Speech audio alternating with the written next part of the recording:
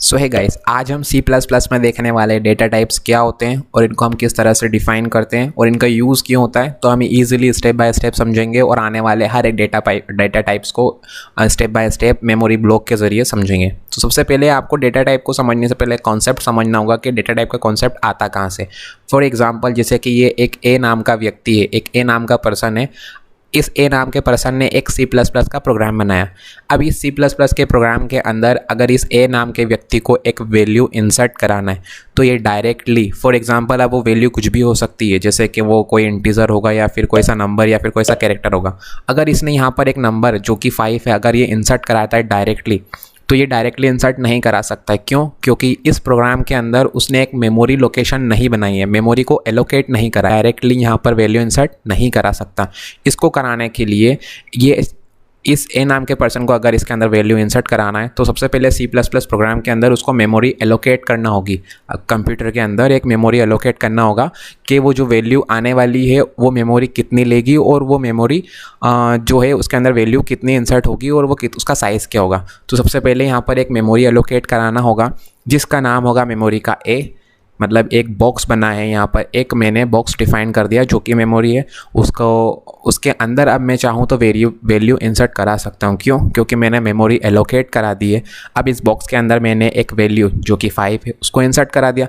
इस बॉक्स का नाम है ए और इसी बॉक्स को बोलते हैं अपन वेरिएबल। ये जो मेमोरी एलोकेट कराई है इसी को बोलेंगे वेरिएबल। मतलब इस वेरिएबल के अंदर मैंने एक वैल्यू जो है 5 इंसर्ट करा दी है। ओके, अब मैं इसको इंसर्ट करा सकता हूँ डायरेक्टली बगैर मेमोरी के, मतलब बगैर एलोकेशन के या फिर बगैर वेरिएबल के मैं वैल्यू इंसर्ट नहीं करा सकता। ओके, तो अब यहाँ पर देखिए, अब इस बॉक्स के अंदर या फिर इस वेरिएबल के अंदर आने वाली वैल्यू का साइज़ क्या होगा और जो आने वाली वैल्यू है उसका टाइप क्या होगा। टाइप से मेरा यहाँ पर मतलब है जैसे कि वो एक नंबर होना चाहिए या फिर एक कैरेक्टर होना चाहिए या फिर कोई सी अदर फ्लोट डेसिमल नंबर होना चाहिए या फिर अदर कोई सा ट्रू और फॉल्स होना चाहिए। तो इस बॉक्स में आने वाली वैल्यू यहाँ पर टाइप ऑफ वैल्यू क्या होगी और उस बॉक्स के अंदर उस बॉक्स का साइज़, या फिर मैं उस बॉक्स से मेरा मतलब है यहाँ पर वेरिएबल का साइज़ क्या होगा। ठीक है, वेरिएबल का साइज़ मतलब कि उसके अंदर कितनी नंबर्स आ सकते हैं या फिर कितना बड़ा साइज़ का उसके अंदर नंबर आ सकता है। ठीक है, अब टाइप ऑफ वैल्यू से यहाँ पर मेरा यही मतलब है, जैसे कि फॉर एग्जांपल इंटीजर लिया मैंने यहाँ पर, या तो टाइप ऑफ वैल्यू इंटीजर हो सकती है या फिर फ्लोट हो सकती है या फिर कोई सा कैरेक्टर हो सकता है। ठीक है, तो ये सारी चीज़ें कौन डिसाइड करेगा? उसका साइज़, उसकी वैल्यू, उसके अदर चीज़ें, ये सब डिसाइड करता है आपका डेटा टाइप्स। ये C++ के अंदर डेटा टाइप्स का कॉन्सेप्ट यहीं से आता है कि जो वेरिएबल अपन ने डिक्लेयर करा है इसका साइज़ क्या होगा, इसकी टाइप ऑफ वैल्यू क्या होगी, ये सब डिसाइड करने का जो जाता है वो डेटा टाइप्स के ऊपर होता है। जैसा डेटा टाइप्स होगा उसी वेरिएबल के अंदर वैल्यू ऐसी ही इंसर्ट होगी। फॉर एग्जांपल मैं यहाँ पर आपको पेन समझाता हूँ। आज जैसा डेटा टाइप डिक्लेयर करते हो वैसे ही आपका वेरिएबल बनेगा और वैसे ही उसके अंदर वैल्यू जाएगी। अगर आपने इंटीजर लिया है तो आप वेरिएबल के अंदर सिर्फ इंटीजर वैल्यू ही इंसर्ट करा सकते हो, जैसे कि यहाँ पर मैंने 5 कराई। इसका मतलब वेरिएबल जो है वो इंटीजर टाइप का है, राइट। यहाँ पर मैं जनरली मान रहा हूँ यहाँ पर फॉर एग्जांपल के लिए। ऑलराइट, तो ये तो था आपका अभी बेसिक टॉपिक जहाँ से आपको डेटा टाइप की डेफिनेशन समझ में आती है। अब मेन जो डेटा टाइप की डेफिनेशन है वो यहाँ से स्टार्ट होती है। सबसे पहले मैं आपको डेफिनेशन क्लियर कर देता हूँ ताकि आपको चीज़ें आने वाली है वो सब ईजिली समझ में आ जाए। देखिए यहाँ पर मैं आपको डेफिनेशन यहाँ पर दिख रहा है। The data type specify the size, the data type specify the size and types of information the variable will store. Data type जो होता है वो स्पेसिफाई करता है, वो चीज़ बताता है, वो चीज़ क्लियर करता है कि जो वेरिएबल है उसका साइज़ क्या होगा और उस वेरिएबल में आने वाली इंफॉर्मेशन किस तरह की होगी। किस तरह की मतलब टाइप ऑफ इंफॉर्मेशन, वो इन्फॉर्मेशन कैसी होगी। अब वो इन्फॉर्मेशन से यहाँ पर मतलब है कि उसका टाइप क्या होगा, वो इंटीजर होगी, फ्लोट होगी और उसकी अदर चीज़ें, वो सब यहाँ पर डेटा टाइप डिक्लेयर करता है कि उसका साइज़ क्या होगा और उसका टाइप ऑफ इंफॉर्मेशन क्या होगी। देखिए जनरली जो डेटा टाइप्स है C++ के अंदर उनको 3 हिस्सों में डिवाइड करा है। सबसे पहला जो है वो होता है अपना डिराइव्ड, बिल्ट इन या फिर प्रिमिटिव डेटा टाइप। सबसे पहला कौन सा है? बिल्ट इन या फिर प्रिमिटिव डेटा टाइप। दूसरे नंबर पर आता है आपका डिराइव्ड डेटा टाइप, ठीक है। और तीसरे नंबर पर आता है आपका ये होता है user defined data type. Built in, derived end user defined, तीनों को अपन एक एक करके डेफिनेशन से समझते हैं ताकि आपको चीज़ें क्लियर हो जाए। सबसे पहले आता है आपका built in data type. Built in data type की आपको डेफिनेशन देता हूँ मैं।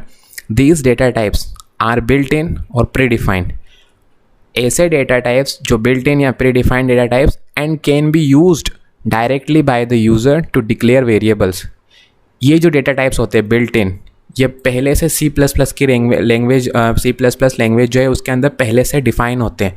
इनको यूज़ करने के लिए आपको किसी भी मेथड की ज़रूरत नहीं है, इनको डायरेक्टली आप यूज़ कर सकते हैं, पर डायरेक्टली आप यूज़र द्वारा इसको ईजिली यूज़ कर सकते हैं और इसको डायरेक्ट डिक्लेयर कर सकते हैं। ये पहले से प्री डिफाइन होते हैं और बिल्ट इन होते हैं, मतलब प्रोग्राम के अंदर ऑलरेडी बने बनाए होते हैं। तो ये होते हैं built in. Derived data type, derived data type जो होता है, the data types that are derived from the primitive और बिल्ट इन डेटा टाइप्स। अब बिल्ट इन और प्रिमिटिव एक ही नाम है, बस उसको बोलने का तरीका अलग है, नाम एक ही। बिल्ट इन बोलो या प्रिमिटिव, दोनों में से मैं कोई सा भी बोल रहा हूँ, मैं प्रिमिटिव को यहाँ पर आगे अब बोलने वाला हूँ।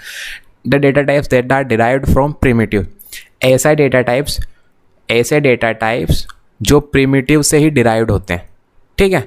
मतलब जो डिराइव्ड डेटा टाइप्स बने होते हैं वो प्रिमिटिव की हेल्प से ही बने होते हैं, are refer to as derived data types. Derived data types के अंदर अपन built in primitive data types को ही यूज़ करते हैं, मतलब ये इन्हीं से ही डिराइव्ड होते हैं, तो उनको बोलते हैं डिराइव्ड डेटा टाइप्स। होता है user defined. User defined means user defined data types are defined by the user in the program. ऐसे डेटा टाइप्स जो एक यूज़र द्वारा डिफाइन करे जाते हैं in the program as per their needs in order to store data. जब किसी user को अपने हिसाब से ही डेटा टाइप को डिफ़ाइन करना होता है तो वो यूज़ करेगा यूज़र डिफाइंड डेटा टाइप्स का, जो वो अपनी मर्ज़ी से खुद बनाएगा और उनको अपने प्रोग्राम के अनुसार, वो अपनी ज़रूरत के अनुसार ही वो वहाँ पर उन डेटा टाइप्स को यूज़ करेगा। तो वो आते हैं user defined data types. Alright, अब यहाँ पर मैं इनके एग्जांपल्स क्लियर कर देता हूँ आपने प्रिमिटिव डेटा टाइप्स के, प्रिमिटिव के, डिराइव्ड के एंड यूज़र डिफाइंड के। अब अपन इनके एग्जांपल्स देख लेते हैं, जिसको अपन आने वाली वीडियो के अंदर step by step point two point समझेंगे, जिससे कि आपको चीज़ें क्लियर हो जाएंगे। यहाँ पर देखिए, सबसे पहले बिल्ट इन के अंदर एग्जांपल आता है इंटीजर्स। इंटीजर्स आपको पता है, जैसे कि यहाँ पर 0, 1, 2, 3 एनी नंबर नेगेटिव के अंदर आ जाता है। इंटीजर्स आता है बिल्ट इन के अंदर, कैरेक्टर्स आ जाता है बिल्ट इन के अंदर, बुलियन आ जाते हैं, ट्रू और फॉल्स, फ्लोटिंग पॉइंट आते हैं, decimal number, double floating point आ जाते हैं, वॉइड आ जाते हैं, और यहाँ पर वाइट कैरेक्टर आ जाते हैं। ये सारे जो एग्जाम्पल्स है ये सब है बिल्ट इन के एग्जाम्पल, ठीक है। अब डिराइव्ड की बात करते हैं। डिराइव्ड के अंदर जैसे कि फंक्शन बने होते हैं, जैसे कि फंक्शन को हम यूज़ करते हैं, ये बने होते हैं डिराइव्ड जो होते हैं, वो आपको पता है बिल्ट इन से ही बने होते हैं, डिराइव्ड होते हैं इनसे। और यहाँ पर अरे आ जाते हैं, इसका एग्जांपल पॉइंटर आ जाते हैं, और रेफरेंस आ जाते हैं। ये सारे एग्जांपल जो हैं ये है डिराइव्ड के एग्जांपल। अब यूज़र डिफाइंड के अंदर जैसे यूज़र खुद डिफाइन करता है, जैसे क्लास हो गई, स्ट्रक्चर हो गई, यूज़र खुद अपने ज़रूरत के हिसाब से ये सारे डेटा टाइप्स को डिक्लेयर करेगा। यूनियन हो गई, एनम हो गई, और ये टाइप डेफ हो गई। ये सारे एग्जाम्पल जो है यूज़र डिफाइन खुद करता है, ठीक है। तो ये सारे example user defined data types के।